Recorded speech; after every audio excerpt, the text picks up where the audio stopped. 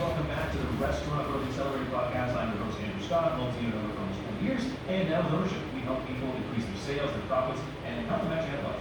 That's something we believe is that restaurant owners should be able to have freedom of their time and have a life that they deserve while also making a great living and having a great business all at the same time. Just that most owners don't have to do that. So that's what we're here to teach them. So thank you for tuning in today. This is kind of part 2 of where we're just going through some of the tools that we use with our clients and some of the stuff that we do with them that really helps them be in a much better spot. So I'm going to go through this with you. This is what we call our weekly tracker, but some of you may have actually downloaded this in the past. We've reproduced it up this year, and I'll show you exactly what we mean. So I'm just going to share my screen here, and I'll show you exactly what we're talking about. So we have this, we basically have a dashboard, and it doesn't have to be super complex. The concept is very, very simple. It is basically that we need to track our finances weekly. So first question, why do we have to track our finances weekly? And so what I always say is that if you don't manage your numbers weekly, well, how the hell are you going to be able to manage your business?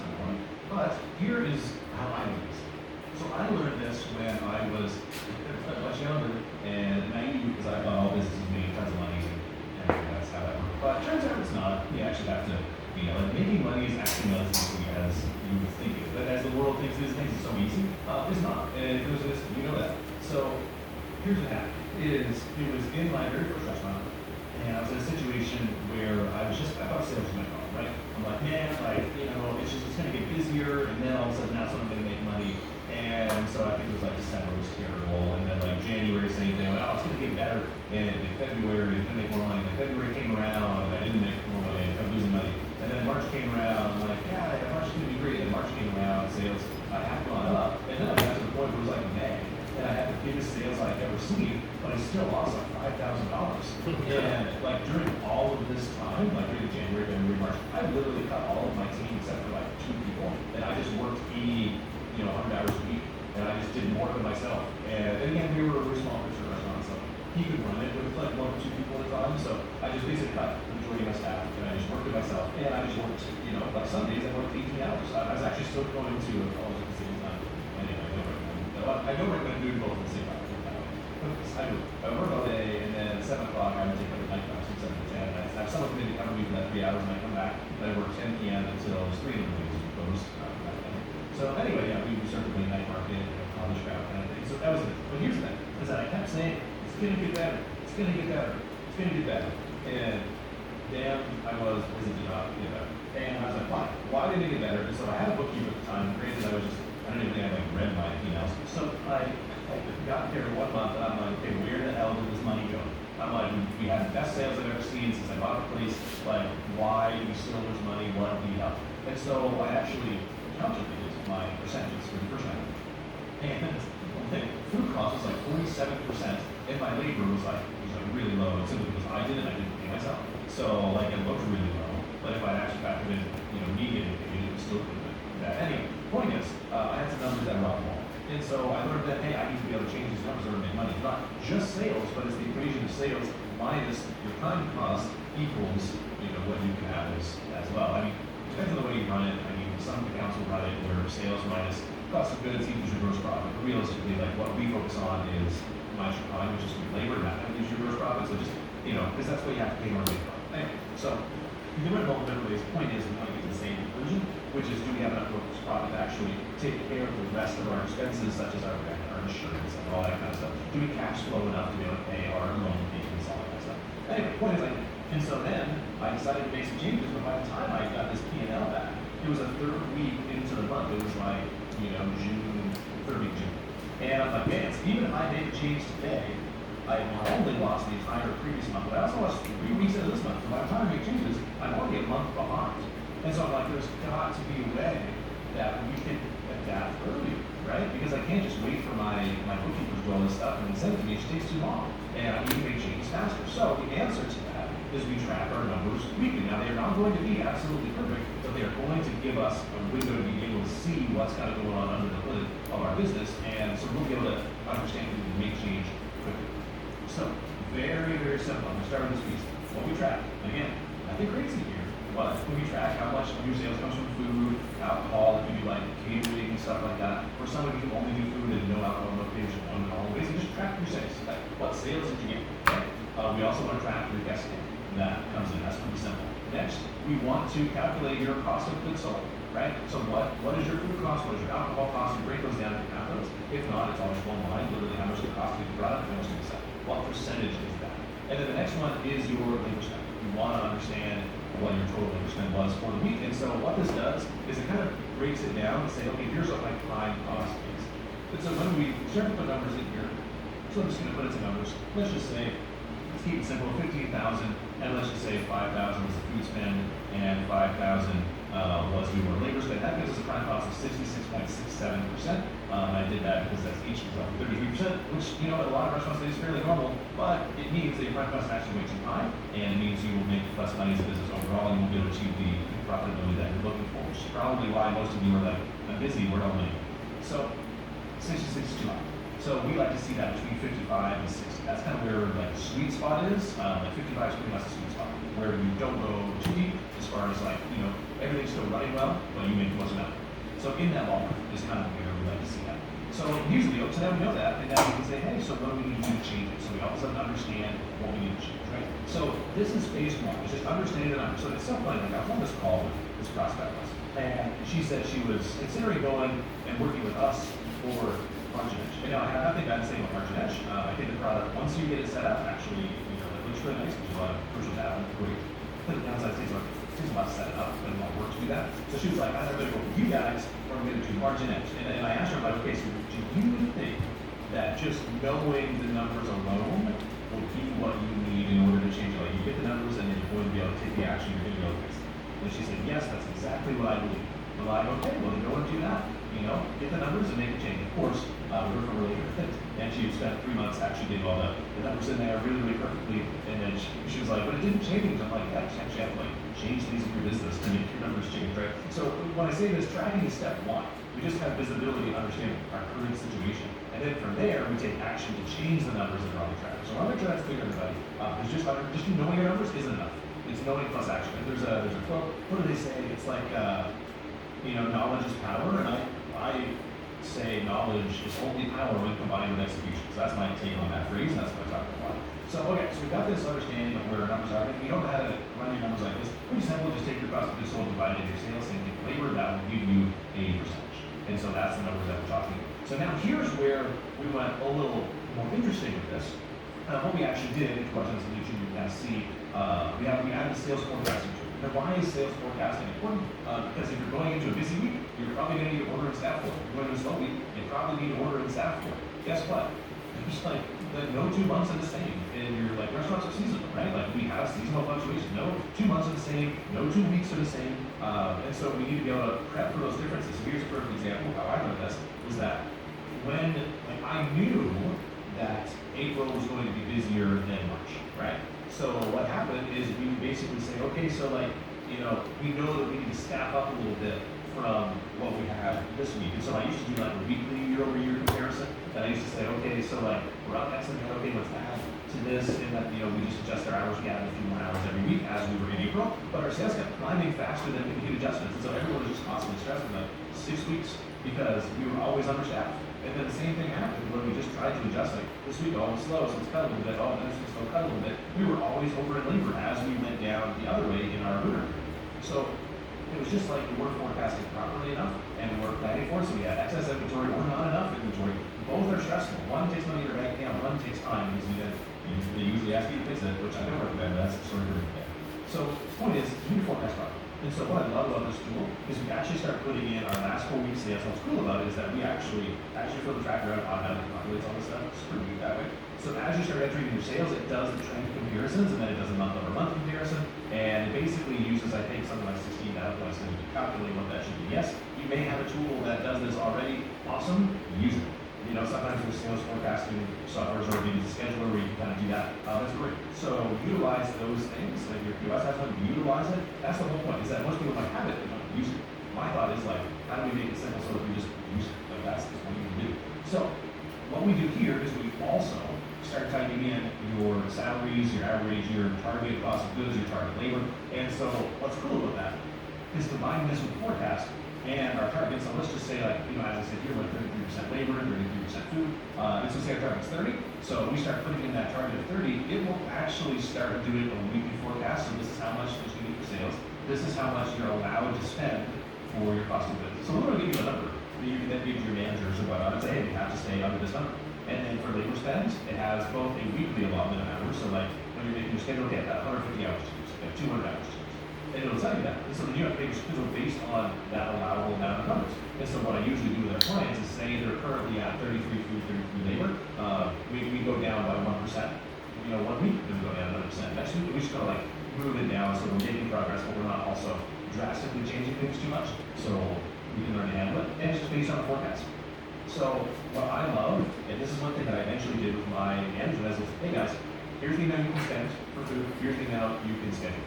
And you have to keep with those numbers. And you have to prove that you met those numbers and move back. So that's what we did, And so just having the managers know how much food they're allowed to have makes things a lot, it makes them just think about before they add on that extra piece of chicken or whatever, we went through.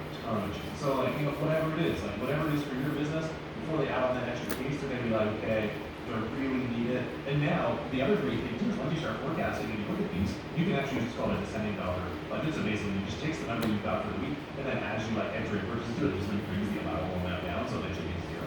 Like, easy tool to use. You can do it on back with Napkin for that matter. But the whole point is that we need to be able to have that, and then if you are budgeting properly and you still need to order more food, then you know that there's a problem solved. Right? You know that either your menu needs to change as far as the way it's costed, maybe there's portion problems, like you can tell that there's issues that you can fix, right? So that's one piece. Now, if we go down here, we actually have a year-over-year performance calculator because it really grinds my gears that people look at their numbers month over month. So they say, well, January we did this, but now February is different. I'm like, of course it's different. It's a different month. January is not February, December is not January, November is not December. Like, come on, people, it is different. Like, they're different months, and you treat them as such. Like, you wouldn't say, this looks like a great apple, and then look over one more to your other hand and be like, this looks like a terrible apple. No, it's going to be very unique. So, when you don't compare two totally different things and compare them as one, they're going to taste different. One's going to taste like an orange, one's going to taste like an apple. You need to compare apples to apples and oranges to oranges, and January to January. So, still firing about that. So, the point is, we need to look at our year-over-year trend. So January, February. And that's how we really know how we're doing. Because the only benchmark we have is like, are we doing better than we did last year? Are we keeping up with the industry average benchmark? And those are pretty easy to find. So that's the kind of thing you want to see, like from a sales perspective, how are we doing versus our numbers last year? Not last month, because all of a sudden, I'll give you a perfect example. Like was it January? There was a big cold storm or ice storm or something. Anyway, in a lot of parts of the U.S., there's massive snowstorms. And all of a sudden, it's like, hey, so you can't compare that week when we had a gigantic snowstorm to the week where we didn't have a gigantic snowstorm. Like, it doesn't make sense to compare those two because they're fundamentally different, right? So we just have to make sure we know to compare those. But what you want to do is, we just need to kind of see how we're doing stuff. But we need to look at our calculations based on that and based on ourselves. Okay. So what's great about this is you can easily enter your number from everything else, and it will calculate, the change that you made, both in profitability and your cost of goods, and labor, all that kind of stuff. So that's a great way to track that all in one place. And then we even have the other side of this. Is the question of YouTube. Yes, it scrolls over and there's more. On here, we also have our February, March, and April forecast. So we're usually forecasting sales for the next 3 months because I talked about this a lot. We need to plan ahead. We need to know what's going to happen. We need to prepare for it. And I even took painstaking amount of time that it took me to write all this out. Exactly what you should expect in February, in March, in April, how you can prepare for it, what you need to do now. And it's also placed at the bottom where you can know the things that you noticed from this month, so that when you go next year and you're planning for your next year, you can reference your notes. That's actually one of the biggest things that most restaurant owners don't do, is they just think, oh, we finally solved this problem, we'll never encounter it again. But guess what? You're probably going to encounter it the same month next year, so you might as well write it down and prepare for it. So we have to understand that things are cyclical when they come back around again, so you might as well prepare for it. So in this weekly tracker, we have all of those elements, and a lot of them multi-cycles. But what I really encourage you guys to do is, whether you use our resources, work with us or whatever, the things you need to do, number one, track your numbers every week. Number two, forecast so you can anticipate whether what you're actually spending is in line with what your targets are. Most people don't even have a food or labor target. They just spend whatever they think they need to spend and then wonder why their numbers off for every month. Of course, because you didn't plan, didn't actually have a target. I think the target come out. That's not one. Before you look at more locations, stop. I've seen way too many doors go from 1 to 2 to 3 to bankruptcy. I know because I was once there myself. The difference in owning multiple locations is how you have And if you don't make a shift, it'll take years to recover. I took my 3 biggest lessons and put them in a free ebook called the Multi-Unit Playbook, so you don't have to go through the same struggles that I did. Go to the link in the description below and get your free copy today. So we need a forecast, and then we also need to plan in ahead. Now I will state my business on this, is that if you track your numbers weekly, if you forecast, and if you prepare months in advance for what you know will come in your restaurant, you will be a more profitable restaurant, you will be a less stressed owner, and then other business. I am willing to stake my business, I will guarantee that. Take that to the thing. You run your numbers, forecast, plan. You do that stuff. Yeah, you'll be better. You know shit, right? So, with the problems that goes on with which is really a lot of what we kind of like, some of the stuff we teach people is not radically different. We actually just, it's in the execution. Like, I have a personal trainer right now. No exercise that we ever done is one that I have never, I've not done myself, or that I have, didn't know how to do. Like, he's never taught me anything that I didn't already know. So why do I pay him the money? It's because he yells at me if I don't show up. So that's why I pay him. Because me and my personality, I love to work actually, it's a lot of fun for me. Business is fun, it's me. And so I find that when given the option of, I can go and hit the gym and work out, or I can do work and big changes and solve this next problem, I will always default to solving that problem. I will always default to work because I enjoy it, and I'm also that person that do stuff that is hanging around, it isn't completed yet, I can tell it been completed, that's just my personality. You guys may know that. But anyway, the point is, I always choose work over the gym, so one day I was like, I need to find a way to override that so that I actually take care of my health as well. Because I in the past, did take care of my health, but I was very strict when I prioritized the gym and the business. And I don't want to do that. I don't want to prioritize one or the other. So this is how I made that happen. Is I'm like, 3 days a week, people yell at me, so therefore I need to play it there. And so that's just the choice I make. Not because he's telling me to say different, but because my business is better, because I'm actually doing the things that I should be doing. And really when it comes down to it, we can have a million ideas, you can have a million pieces of knowledge, you can read 10,000 books, but if you don't do anything with that knowledge, your life will be exactly the same, your business will be exactly the same, you'll be in the same place. So that's one of the big things. So all the stuff I talked to you today, you do nothing else.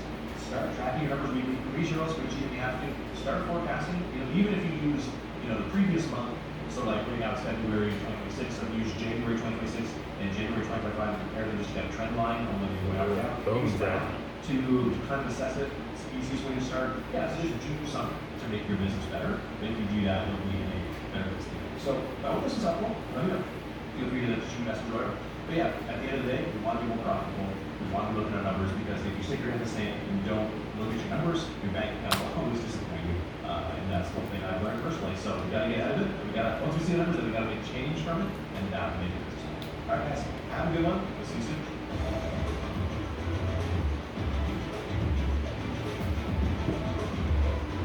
This episode is brought to you by Ownership Training, where we help restaurant owners increase their profits while spending more time with their family. And if you want to know exactly what it would take to grow your profit margin to 15% and beyond while spending more time with your family, my team has a few spots open this week for a free 15-minute restaurant assessment call.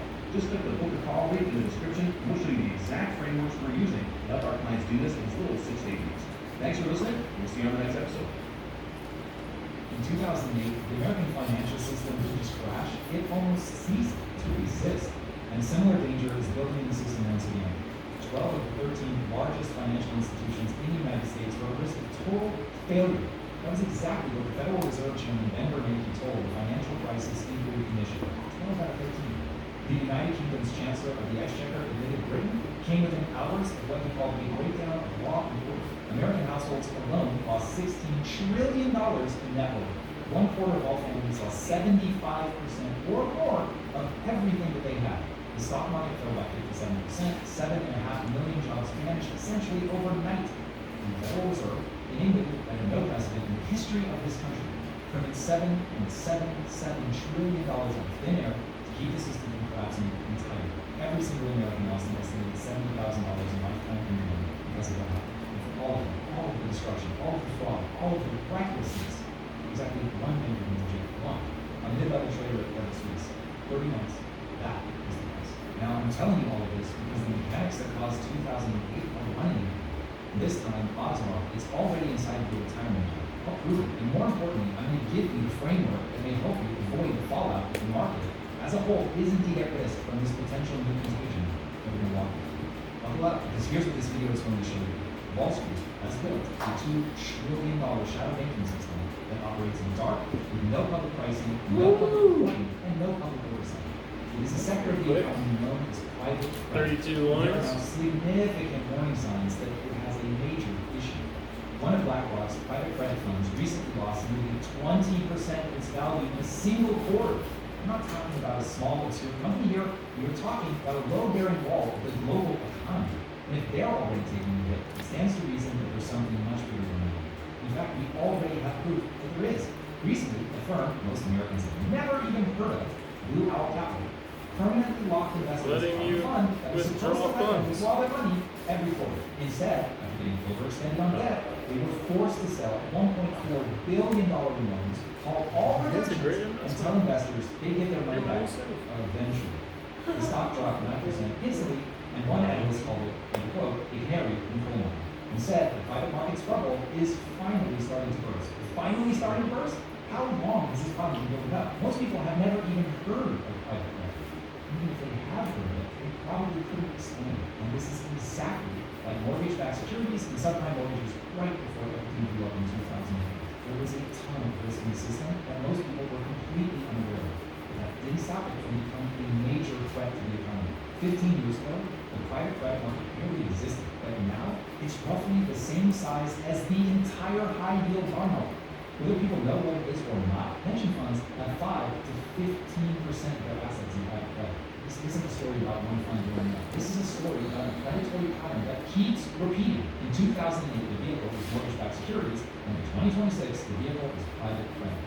Risky assets are created by sophisticated financial players, repackaged under a new name, blessed by rating agencies, and sold downstream to the people least equipped to survive it if something goes wrong. Pension funds, retirement funds, and everyday investors who were told this was safe, stable income. We'll walk you through exactly how it works, why it's breaking right now, and what it reveals about a much bigger pattern that's playing out across the entire economy. The U.S. private credit market has exploded from $500 billion to over $2 trillion in just 5 years. Pension funds have billions pouring in, and last August, the government opened the door to putting more 401k money into it. Most people have never even heard of the term private credit, and that's exactly how Wall Street runs it. And here's the bad news. Goldman Sachs published data showing that 15% of private credit borrowers are no longer generating enough cash to cover their interest payments. Only 6 across the board. And that number is almost certainly understating the problem because the IMF's own financial stability report found that over 40% of private credit borrowers are now operating with negative free cash flow. That's up from 25% in 2021. For all of the hype of the economy and how they're moving, the reality on the ground is that things are trending rapidly in the wrong direction. So what happens when a borrower can't make their interest payment? In a normal market, that's obviously a default. It is game over. There's a trick. The lender lets the borrower skip the cash payment and instead tack the interest on the loan balance. It's something called payment in kind, or PIK. The borrower doesn't pay. The lender doesn't report a loss. Everyone's numbers look clean. That's why the official default rate in private credit is reported at under 2%. But once you account for these restructurings and cute little extensions, analysts estimate the real number is more than double that at close to 5%. The gap between those two numbers is where this escalating risk is hiding. Jamie Dimon, CEO of JP Morgan Chase, the largest